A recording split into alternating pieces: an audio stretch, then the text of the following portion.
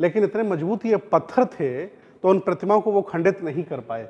आप इधर देखें कितना अच्छा, आप इधर देखिए, ये प्रतिमा को खंडित करने का बड़ा प्रयास किया गया, लेकिन चूंकि इतना मजबूत पत्थर था, कई जगह तो तोपें लगाई गई, बारूद तक लगाए गए। नमस्कार, बहुजन टीवी देख रहे हैं आप और मैं हूं आपके साथ पूजा।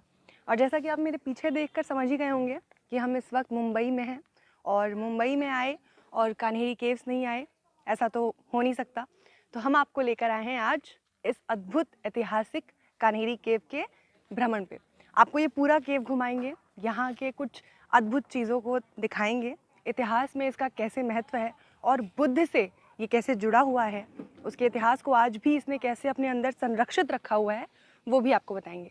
लेकिन उससे पहले ये जान लीजिए कि अगर आप मुंबई आते हैं तो यहाँ तक कैसे पहुँच सकते हैं।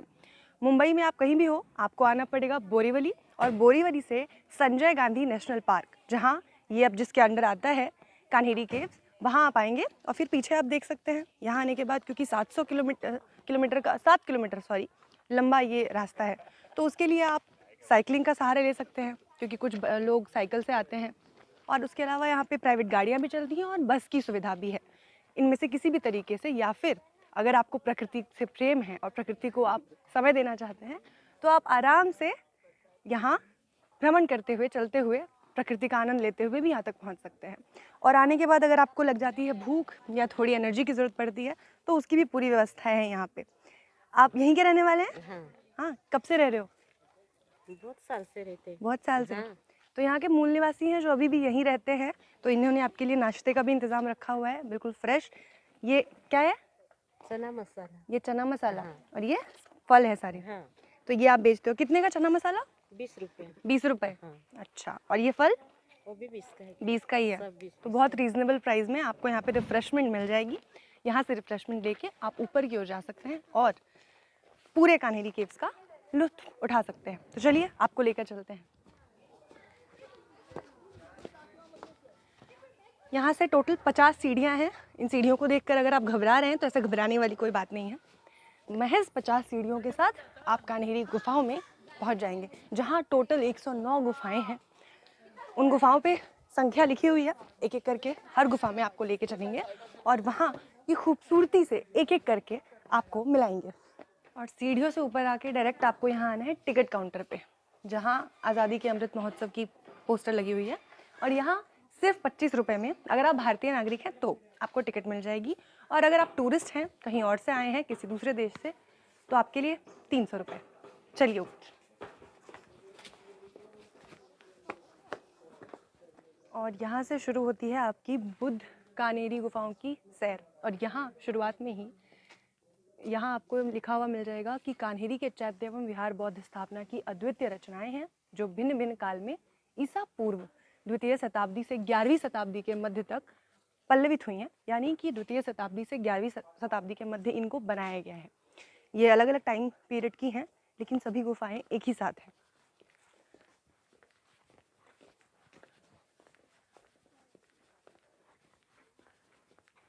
जैसा कि आप देख सकते हैं, यहाँ मेंशन है, ये गुफा नंबर 1 है अंदर।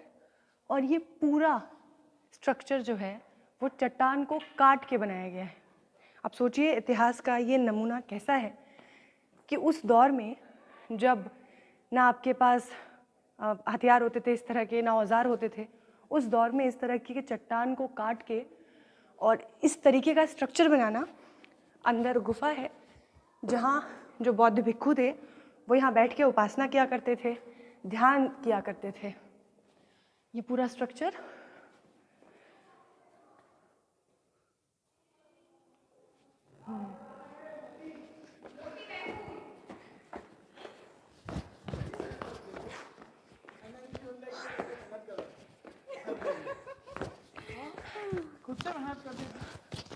मुझे लगा मेरा वीडियो बना रहा है। शिट, बेइज्जती हो गई।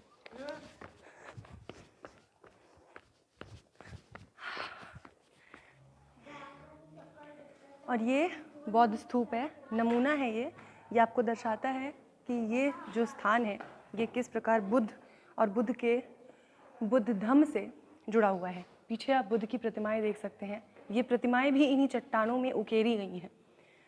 और पीछे पूरी जो कलाकृति है वो बुद्ध की है, अलग अलग मुद्राओं में अलग अलग भाव भंगिमाओं के साथ बुद्ध की कलाकृतियाँ यहाँ पूरे दीवारों पर हैं। यहाँ भी ध्यान में मग्न बुद्ध की प्रतिमा है, जिसे देखकर आप अंदाज़ा लगा सकते हैं कि उस दौर में जो बुद्ध थे उनका विस्तार कितना रहा होगा। कान्हेरी का जो अर्थ होता है वो होता है काला पत्थर, और ये जो पूरा पत्थर है ये काले रंग का है, इसीलिए, और इसको काट के क्योंकि यहाँ गुफाएं बनाई गई हैं तो इसे नाम दिया गया कान्हेरी गुफा। ये जो जगह थी एक समय में बौद्ध धर्म और बुद्ध के आश्रय से बनी हुई थी। यहाँ पे बुद्ध का विस्तार था, उनकी महिमा को यहाँ पर देखा जा सकता है साफ आज भी, अभी भी आप देख सकते हैं चारों तरफ। और ये तो प्रतिमाएं बहुत छोटी हैं, यहाँ बुद्ध की विशालकाय मूर्तियाँ हैं जिन्हें देख के आपको भी यहाँ के जो यहाँ का इतिहास है उस पर आप यकीन करने लग जाएंगे। तो सुमित रतन जी, बहुत स्वागत है आपका, और बहुत अच्छे मौके पे आज हमें मिले हैं। इसके पूरे इतिहास के बारे में एक विस्तृत जानकारी हमें और हमारे दर्शकों को बताइए। कनेरी की बौद्ध गुफाओं में सबका स्वागत है। आदरणीय पूजा जी, आदरणीय साहब, मैं आपको बता दूं ये बहुत ही प्राचीन गुफाएं हैं। मैं आपको बता दूं यहाँ ये पहाड़ था, उस पहाड़ को उस ज़माने के शिल्पकारों ने, बौद्ध भिक्षुओं ने काट काट के बनाया। एक्चुअली एकांतवास बौद्ध भिक्षु तलाशते थे साधना के लिए, ध्यान के लिए, मेडिटेशन के लिए। उस समय यहाँ सम्राट मिलिंद का शासन हुआ करता था। सम्राट मिलिंद ने भंते नागसेन जी से कहा था कि आदरणीय भंते जी, आपका काम है चरख भिक्षवे चारिकंग, बहुजन हिताय बहुजन सुखाय, ना कि आपका काम है पत्थरों को काट करके प्रतिमाएं बनाना। तो ये बात नागसेन के समझ में आई, और नागसेन उस समय महास्थविर थे, उन्होंने परास्त किया था मिलिंद को। तो उनकी बात मान करके सब भिक्षुओं से कहा गया कि भिक्षुओं, ये प्रतिमाएं बनाने का काम कम करिए, लेकिन अब गांव-गांव जाने का ज़्यादा काम करिए। उसी समय वो 200 साल का दौर था, उसी समय बौद्ध भिक्षुओं ने, वो जहाँ रहते थे इतने निपुण थे शिल्प कलाओं में, और बुद्ध ने स्वयं कहा है कि भिक्षुओं, उपासकों, आप में सभी गुण लक्षण होने चाहिए। तो उन्होंने पहाड़ को काट काट करके बहुत सुंदर बनाया। एक बार का जिक्र है कनेरी गुफाओं में, जब सम्राट अशोक सांची आए थे अपनी महारानी देवी के घर, उस समय यहाँ के लोगों ने निवेदन किया था कि सम्राट अशोक मुंबई भी आए। तो सम्राट अशोक कनेरी गुफाओं में आए थे, और जब कनेरी गुफाओं में आए थे तो यहाँ के शिल्पकारों ने इसे महल का रूप दिया था। ये देख सकते हैं आप, अशोक की लाट यहाँ ऊपर लगी थी, हाथी सिर लगे थे, और ये पूरा ये महल का रूप दिया गया था पत्थरों काट काट करके, और वहाँ अंदर सिंहासन डाला गया था। बाद में जो यहाँ के स्थविर बनते थे वो जब परिनिर्वाण प्राप्त कर जाते हैं तो बाद में उन्हीं का जो चैत्य होता है, बुद्धिज्म में परंपरा है चैत्य, और उनकी जो कह सकते फूल, उनकी जो हड्डियाँ थीं उनको रख करके स्तूपा बनाया गया था। ये बहुत बड़ी बात है कि आज हम कंक्रीट को इकट्ठा करके घर बनाने में असमर्थ होते हैं, लेकिन उस समय के बौद्ध भिक्षुओं ने, शिल्प कलाकारों ने पहाड़ को काट काट करके कितना भव्य, देखिए, स्मारक बनाया। मैं अपील करता हूं भारत सरकार से, इस प्रॉपर्टी को भारतीय पुरातत्व सर्वेक्षण से लेकर के इसे एज ए टूरिज्म डेवलप किया जाए, ताकि दुनिया के लोग आएँ, उन्हें पता चले ये सभ्यता हमारे पुरखों की बहुत पुरानी है। हम आज सक्षम और मजबूत नहीं हैं, हम 2500 वर्ष पहले से सक्षम और मजबूत हैं इस तरह के स्मारक बनाने के लिए। आइए मैं आपको दिखाना चाहता हूँ, आइए। यहाँ बुद्ध प्रतिमाओं को कहीं कहीं क्षति पहुंचाई हुई है, ऐसा भी लगता है। मैं आपको बता दूं कि जब बुद्ध की संस्कृति के विरुद्ध के लोग जब यहाँ स्थापित होते हैं राजा, तो देखिए खंडित की गई प्रतिमाएं, लेकिन इतने मजबूत ये पत्थर थे तो उन प्रतिमाओं को वो खंडित नहीं कर पाए। आप इधर देखें कितना अच्छा, आप इधर देखिए, ये प्रतिमा को खंडित करने का बड़ा प्रयास किया गया, लेकिन चूंकि इतना मजबूत पत्थर था, कई जगह तो तोपें लगाई गई, बारूद तक लगाए गए। जैसे बामियान में बुद्ध मुस्कुराए के नाम से वहाँ तोप से उड़ा दिया था, वैसे यहाँ भी प्रयास किए गए। अंदर आइए, मैं आपको दिखाता हूँ पूजा जी। ये देखिए पूरा महल नुमा राजसी दरबार, ये तो सम्राट के प्रतीक है। हाँ, ये अशोक की याद में बनाया गया था। और यहीं बैठ करके हॉल में बैठ करके बौद्ध भिक्षु मेडिटेशन करते थे, और जब उनसे कोई शास्त्रार्थ करने आता था तो यहीं बैठता था। ये पूरा भव्य था, बौद्ध भिक्षु थे, उनकी याद में ये चैत्य बनाया गया। तो सोचिए पहाड़ को काट काट करके कितने श्रमशील लोग रहे होंगे, कितना बड़ा काम किया उन्होंने। ऊपर हाथी की नक्काशी देखिए पूरा हाथी का नक्काशी है। हाँ, स्तूपा है, शेर है, हाथी है, जितने भी भगवान बुद्ध के धम्म में है, सबका मंगल हो। सभी पक्षियों से, सभी जानवरों से प्यार था।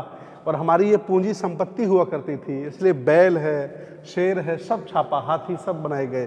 और पूरा नक्काशी देखिए आप, जैसे राजमहल जैसा हो, वहाँ सम्राट अशोक का सम्मान हुआ था। तो ये अपने आप में बहुत बड़ी चीज़ है और बहुत ही भव्य है, बहुत ही सुंदर है।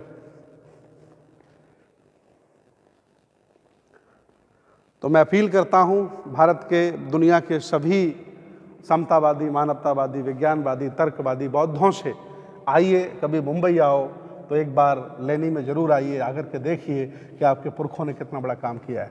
धन्यवाद।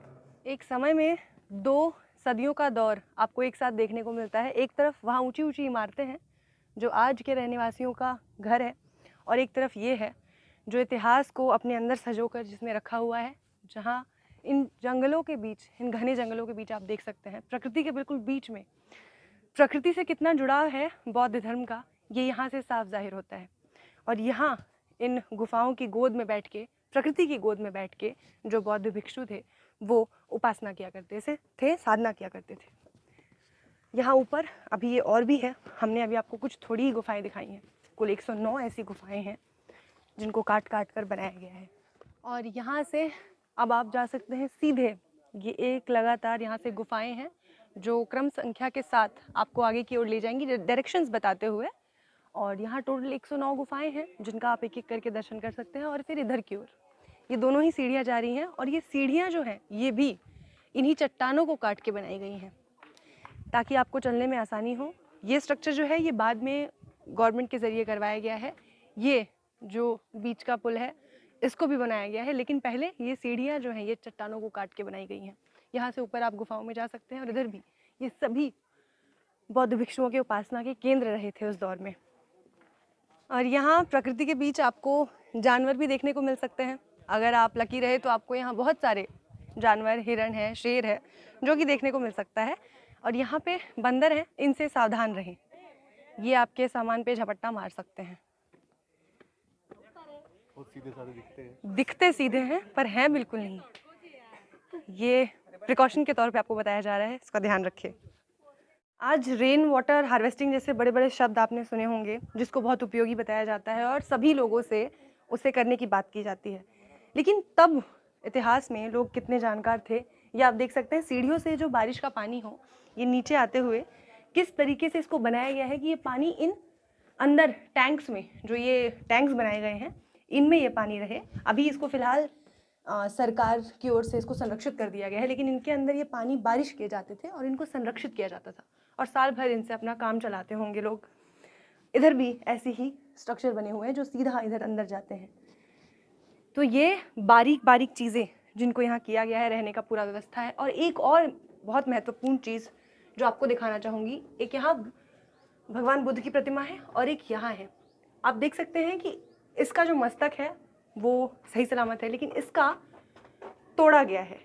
हालांकि तोड़ने के बाद भी आप इसकी पूरी जो खूबसूरती है उसके पर ध्यान दे सकते हैं, लेकिन ये बताता है कि किस तरीके से बौद्ध धर्म को एक समय में निस्तो नाबूद करने की पूरी कोशिश की गई थी, लेकिन उसके बाद भी उसका इतिहास अभी भी प्रचुर मात्रा में मौजूद है। और जगहों जगहों पर आप किसी भी राज्य में जाएंगे, वहाँ 1 या 2 ऐसी जगहें आपको ज़रूर मिल जाएंगी जो ये दर्शाती हैं कि बौद्ध धर्म जो है वो एक जगह तक सीमित नहीं था, वो भारत और विश्व के अलग अलग जगहों पर किस तरह अपनी पदयात्राओं के ज़रिए पहुँचा है। ये जो पूरा एरिया है ये 2 किलोमीटर में फैला हुआ है। 109 गुफाएँ हैं यहाँ। अब इन 109 गुफाओं को घूमना और उन सब तक पहुँचना एक ही वीडियो में संभव नहीं है। और वो 109 गुफाएँ भी लगभग एक सी हैं। उनमें से कुछ जो ख़ास हैं, जिनमें कुछ ज़्यादा आपको देखने को है और उनमें इतिहास जानने को है, उन ख़ास गुफाओं में आपको ले चलेंगे। लेकिन फ़िलहाल के लिए इस वीडियो में बस इतना ही। अगली वीडियो में आपको उन ख़ास गुफाओं में और उनमें छुपे इतिहास और रहस्य को बताएंगे। इस वीडियो में फ़िलहाल के लिए बस इतना ही। देखते रहिए बहुजन टीवी। धन्यवाद।